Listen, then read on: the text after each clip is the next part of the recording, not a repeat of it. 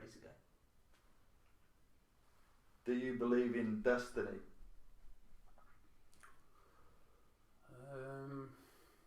I think we create our own destiny, really, as human beings, by what we invest energy and time into, really. So no, is the short answer to that. I don't believe in any astrology, anything like that. I don't believe our fates are predetermined. I think we can just choose our own path, really, in life. A bit like that bit in Solaris where he's like, what does he say? You know the film Solaris? He says, I don't think we're predestined to relive the past. So that would be my answer to that question.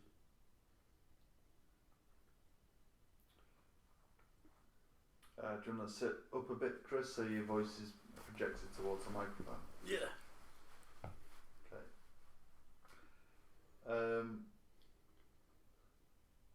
When did you first come up with the idea, the artist, engineer? It was 2 years ago now. I was in London. I'm trying to remember how the idea germinated, but basically it germinated by being on trams for a lot. Tubes a lot, sorry. But I'm in Manchester now, so trams just becomes the what I say. But being on the tube a lot, looking out the window. So the artist engineer is this idea about the idea of creativity, art and design and engineering, primarily actually science, coming together into and recognising that both of those things are needed in society, art and science, and the best art springs from some kind of scientific understanding and best science springs from some kind of artistic understanding too. I think these ideas of them being separate disciplines, which has happened a lot in the 20th century, it's false. They're both passions which feed on the same passion, which is truth. That's as far as I can see. Is they're both the ideal. It's like kind of like the Renaissance ideal and also the Enlightenment ideal of truth, I guess, or the pursuit of knowledge and reason. But then also, obviously, art has to kind of have this unreasonable, chaotic, surrealist element to it too, which I think is equally important in the human spirit. So yeah, that's the artist engineer. I think it's about in as short a thing I can put. I can obviously get a lot deeper into it, but so if you want me to, it's up to you. So yeah, so it's a kind of an archetype I've developed. Archetypes being a Jungian concept of figures in society or the world, basically, the collective unconscious. So the artist engineer is someone who uses both, who kind of their internal self is scientific in some respects. So again, the truth is the ultimate ideal there, whereas the artist is more about this kind of chaotic unreason, creative unreason, which is more about like kind of disassembling all that, but then also reassembling it. So it's a lot about. I talk a lot about how loops, and we have to reassemble loops, deconstruct them, and then reconstruct them. Loops being it's a cybernetic concept. So it's about how, like in cybernetics is from what I remember, because it's a very complicated subject, but it's a lot about how feedback systems work in systems, basically systems. Relates also in some respects to entropy, the idea that everything tends towards disorder. But then out of that disorder you can create extropy, which is actually a word which is quite bizarre really. A lot of extropy is all about reversing entropy, basically. So in a nutshell, the artist engineer is about controlling entropy and extropy in the human mind and nature as well, I suppose, in the abstract. So yeah, it's the best explanation I could probably give. First time I've ever explained it like that, actually. Describe your first sexual encounter. I won't go into too much detail, but it was beautiful, yeah. So losing your virginity is always a beautiful experience. I had a very difficult adolescence, so I bloomed a bit later than most people do.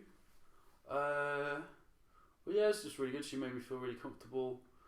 Also, I was nervous. It was my first time, but as soon as I got into my stride, it was really nice. I spent 2 hours in the covers, obviously doing stuff, and then also cuddling and just listening to really good music, and like it's really nice and just beautiful and just fun, and yeah, that was it really.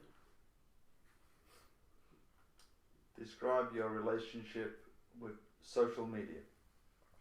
Unhealthy. I definitely spend too much time on it.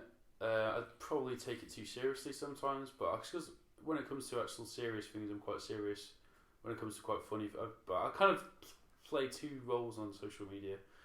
I either try and deliver serious points, or I play a trickstery clown, I guess, essentially, in terms of like satirizing things online. So I'd say on social media I'm very much a satirist, I suppose, in terms of Facebook and sometimes Twitter, but I often try and make more serious points on Twitter too, as well as a bit of jokey gift fun. But that would be my social media persona, I'd say. But I do spend too long on there sometimes, often as well. You can get disconnected from the real world sometimes when you do that. So, yeah, unhealthy, but also with a sense of humour, which is me in a nutshell. Next question, please. Describe your perfect lunch. Perfect lunch. Eggs and toast. Eggs and toast. Yeah, that's it, really. Is that with Marmite or not with Marmite? I'm not very preferential to Marmite, if I'm honest. I wouldn't say. Obviously, there's a love-hate Marmite question, but I'd say I hate Marmite. I've got to be honest. I can talk. Well, I'm not. Yeah. Describe a Ghertist. Ghertist is this kind of silly word I invented for Urban Dictionary as a kind of a laugh. So it's kind of taking the artist engineer idea, and I wanted to kind of translate it into a form that kind of kids could use in the playground, and have it be a funny thing, like about how like kind of geek and a nerd. It's basically just like a really stupid word I made up by combining geek, nerd, and tist. So tist, artist. Geek is the nerk, gnurked, doesn't work. Ghertist, so the gert is the geek, ner is the nerd, tist is the artist, so it's kind of a weird, strange word I just developed for a laugh basically and put it on Urban Dictionary. But yeah, I kind of saw it as a kind of way of putting ideas into culture which were kind of influenced by all those above things, like being an artist, being a nerd, and being a geek, and being proud of it as well. Geek and nerd pride mixed with being creative as well. So that's all that is. Ghertist, this is just being kind of, it's a contradiction, but a logical magician. Don't know, something like that. Are you happy? Ish. Happy-ish. There's some things I want to sort out in the next few years, getting more stable in terms of like home life, getting more solid roots, I suppose. I'm very happy in Manchester. I love Manchester. I actually genuinely love Manchester. Just the city and the way that everybody here lives together, and it's not like a, like in a lot of other places, you have a lot of more separation of people of different religions, people of different faiths, people of different sexualities, people of different belief systems, essentially, and ideologies. Whereas here we've got quite a nice mix, and I really feel like I fit in Manchester. And somewhat honestly, like some of the best people I've met have been in Manchester.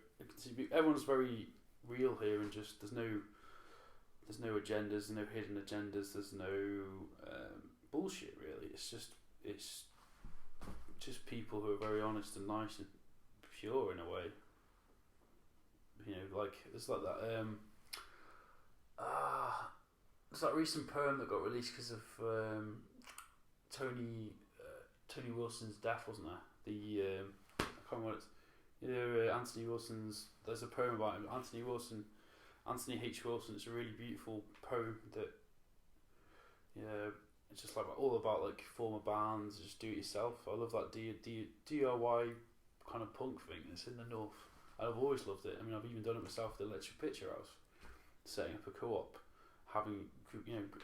getting friends for life, and then developing something from the grassroots is something that Manchester is actually really good for.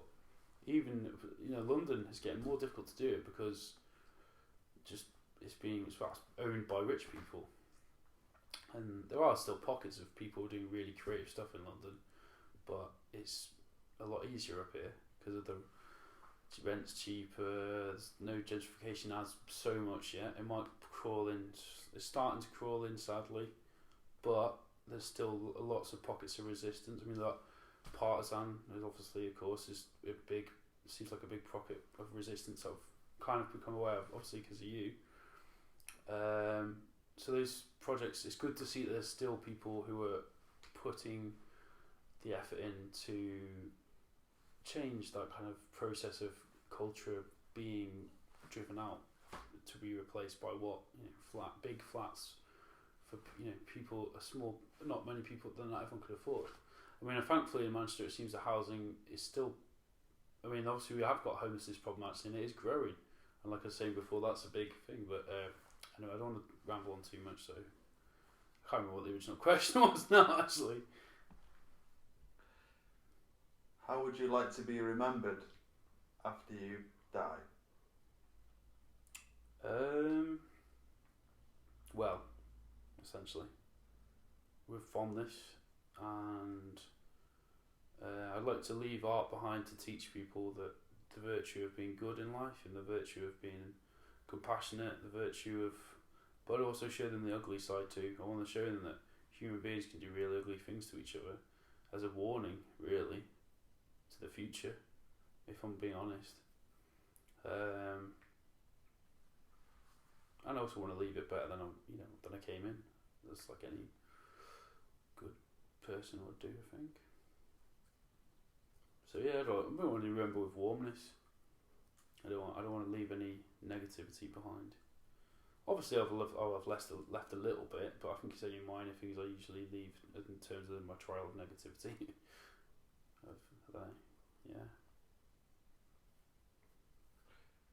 If you were to serenade a potential partner, how would you go about it? Write her a poem.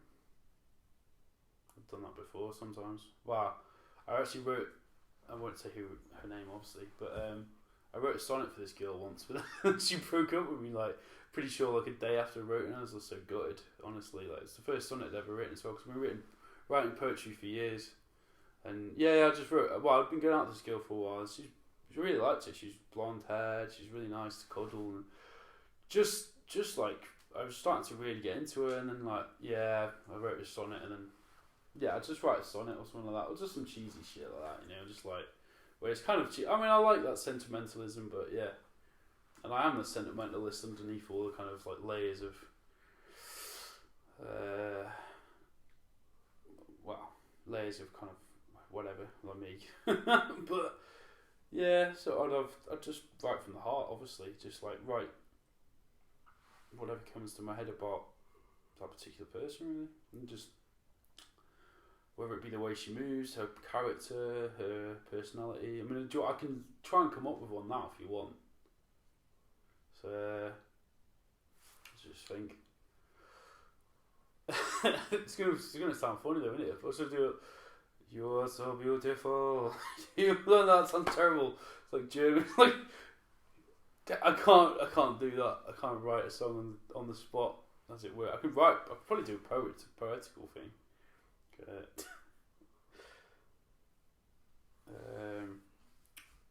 Your auburn hair is like the silk of the dress of your mother. You are beautiful in ways I can't describe, so I will not attempt to do so apart from in this moment now.